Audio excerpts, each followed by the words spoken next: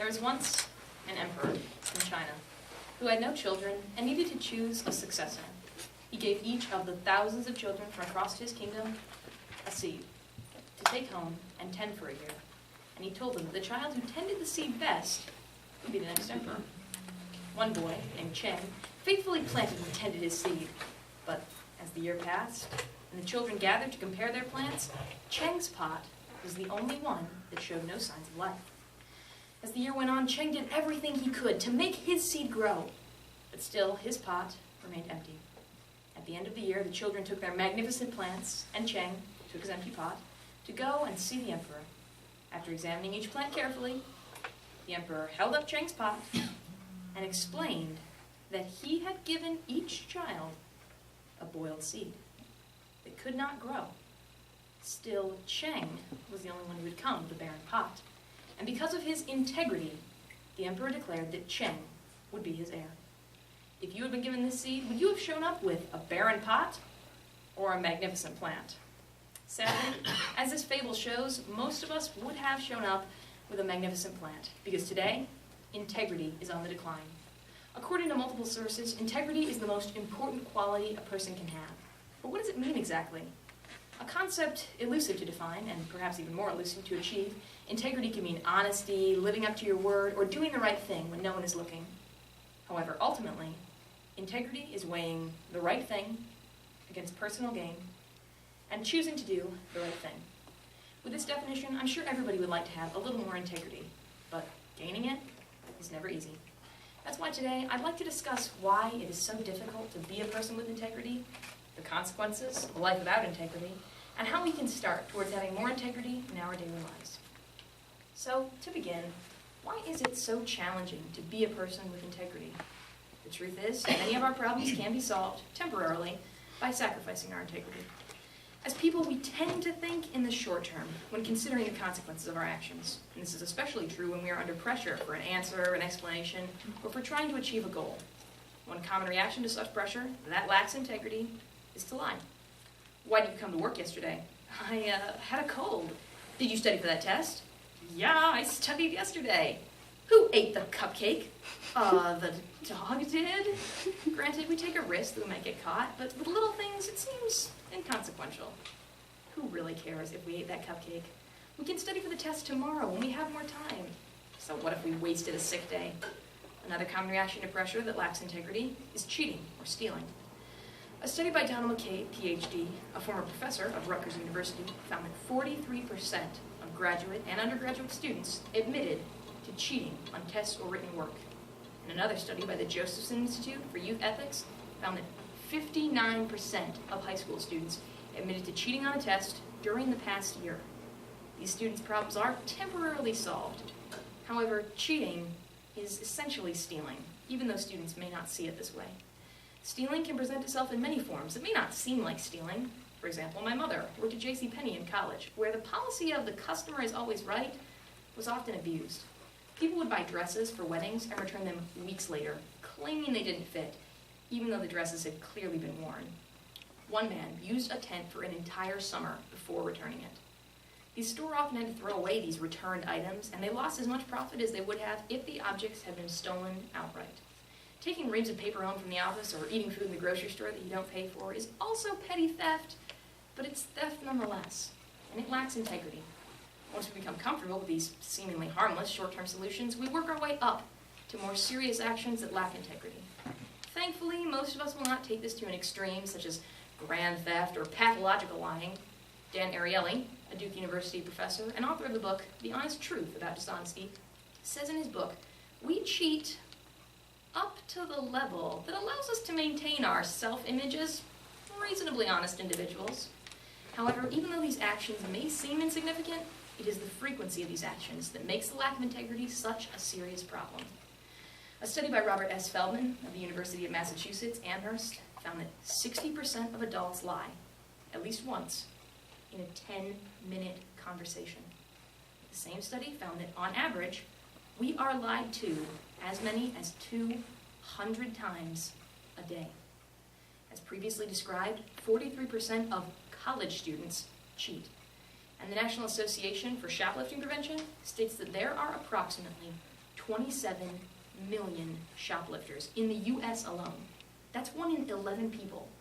And it also states that 75% of these are adults.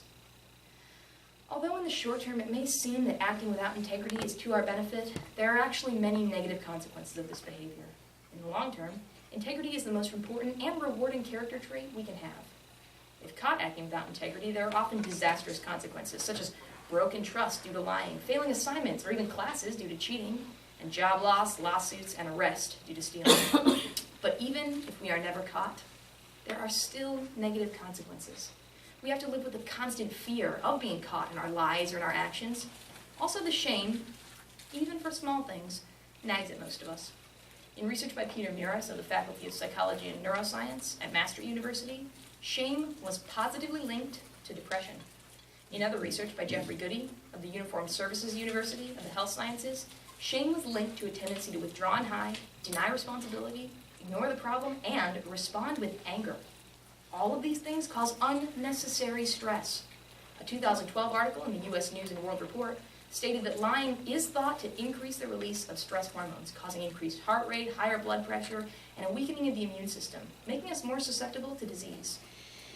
However, if we do have integrity, there are many benefits.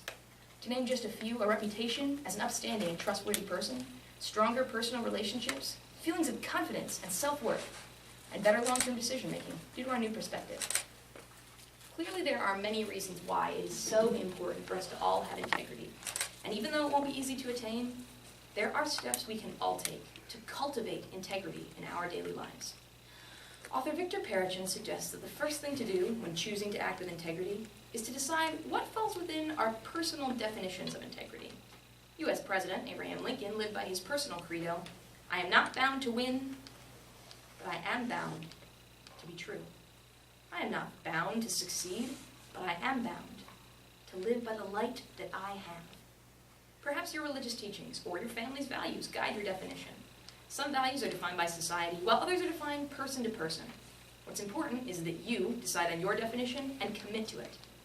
Next, we have to come clean about our past wrongdoings so that we can begin having integrity with a clear conscience. It is challenging to admit to our faults, and it might come with consequences. It will almost certainly change our relationships. However, we must remember that when we act without integrity, we have already tainted our relationships, and choosing to admit to our faults is the first step in repairing them. Also, Huffington Post author Dr. Haider Zahed suggests that we try to avoid people who encourage us to act without integrity. Finally, we need to make sure that integrity is always on our minds. For me, writing and delivering this speech has made me constantly aware of my actions. And on the many occasions when I am forced to choose between personal gain and integrity, I can't help but think of this speech. If having the personal satisfaction and the reputation of integrity is important to us, then we are more likely to make the right decision when faced with such a choice. Calvin E. Bruce, a human resources consultant with a master's degree in ethics from Yale, suggests that we consider the following 3 questions when making important decisions. First, have I carefully weighed all the consequences of my decisions, both immediate and long-term? Second, if asked to explain a certain decision acted upon, what will be the rationale for my response? And finally, supposing no one ever found out about a particular matter, could I continue to live with something that even minutely violates my conscience?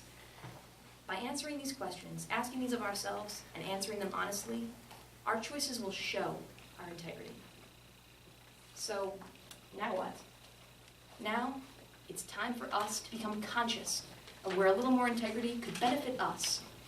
Now that you understand why it is challenging to have integrity, the benefits of a life of integrity, and how we can start towards improving integrity in our daily lives, it's in your hands. Mark Twain once said, "Courage is the foundation of integrity." And this is true. It's never easy to change the way we live, but if we all strive to improve our integrity, we can make the world a better place. So the next time you receive a seed, how will you tend it? Thank you.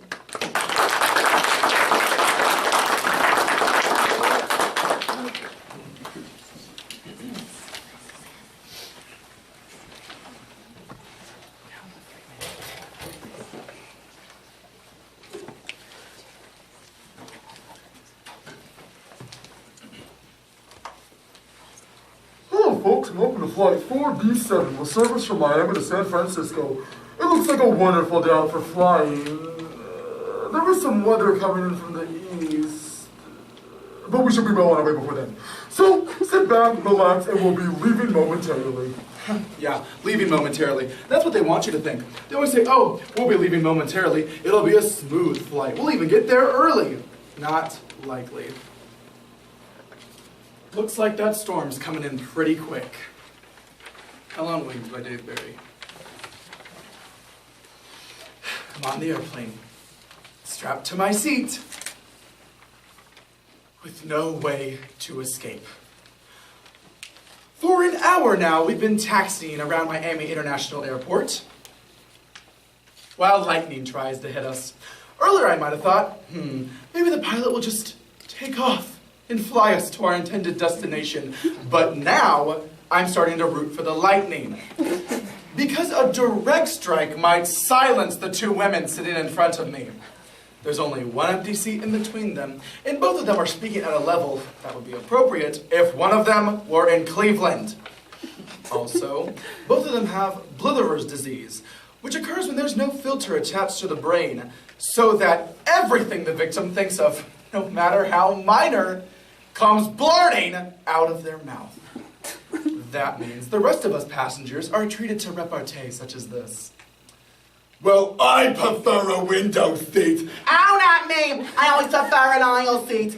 That's just like my son. He lives in New Jersey and he always prefers an aisle seat. I have a daughter who lives in New Jersey. She works for a dentist. He's an excellent dentist, but he can't pronounce his R's. He's always like, I'm afraid you need a root canal. My son-in-law just had a root canal. He was bleeding all over his new car. Oh, what do you call it? One of those Japanese ones? Oh, a Lexus. Well, I prefer a Buick, but let me tell you, this car insurance, who can afford it? I have a son-in-law who works for Allstate, and he prefers a window seat. Oh, not me. I always prefer an aisle seat, but now my daughter. And so it continues. For a solid hour, a random neural firing back and forth and back and forth. The more I try to ignore it, the more my brain focuses on it. But it could be worse. I could be the flight attendant. Every single time that she walks by, they both shout, "Miss!" It's an uncontrollable reflex. Miss, could we please get some beverages over here? I am so thirsty. I'm sorry. The flight attendant says with extreme patience. We can't serve any drinks until after the flight is taken off. This answer never satisfies the women, who don't seem to be fully aware of the fact that the plane is still on the ground. So, after the flight attendant walks away, they start to discuss about her and what they appear to believe to be a whisper. She is very rude. You know, I agree they should fire her. There's supposed to be beverage service. Oh, let me handle it, miss. It is in fact good for society that I am not a flight attendant, because I would kill someone no later than my second day. Recently, I was on a bumpy, crowded flight to New Orleans and watched a 40-ish flight attendant struggle down the aisle as she carried large stacks of dinner trays, when an old man stuck out his coffee mug, blocking her path, and said, Miss, can I get some coffee? Sometime today would be nice, miss. She smiled, but not with her eyes, and said, I'll be with you in a moment, sir. Oh, I'd be with him all right. I would sneak up behind him and then choke him with the movie headphone cords. Is that tight enough for you, sir? Would be the last words he ever heard. And then I'd become an outlaw flight attendant. I would hide in the overhead luggage compartments and spy on the mischief happening down below. People think it's cute and funny when they fly with their kids and they laugh and scream and cry and pour salad dressing all over the other passengers. When that happens, bang!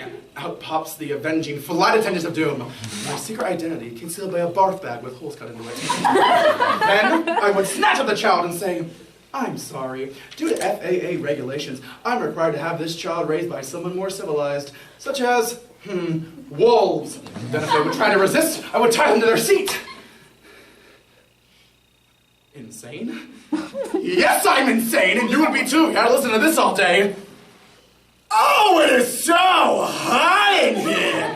There's supposed to be beverage service. Miss! And now the pilot is making an announcement. Well, folks, This isn't a good sign. He only starts out with, well, folks, when he's about to announce something horrific, such as, well, folks, if we dump the fuel now, we might be able to glide in as far as the mainland. but this time the pilot announces, and I swear I'm not making this up, lightning has just struck the control tower. Well, we could be here for some time, folks. Miss Beverages! It's okay. I can handle it. I just need to reach in my seat pocket and pull out the movie headphone cords. Thank you.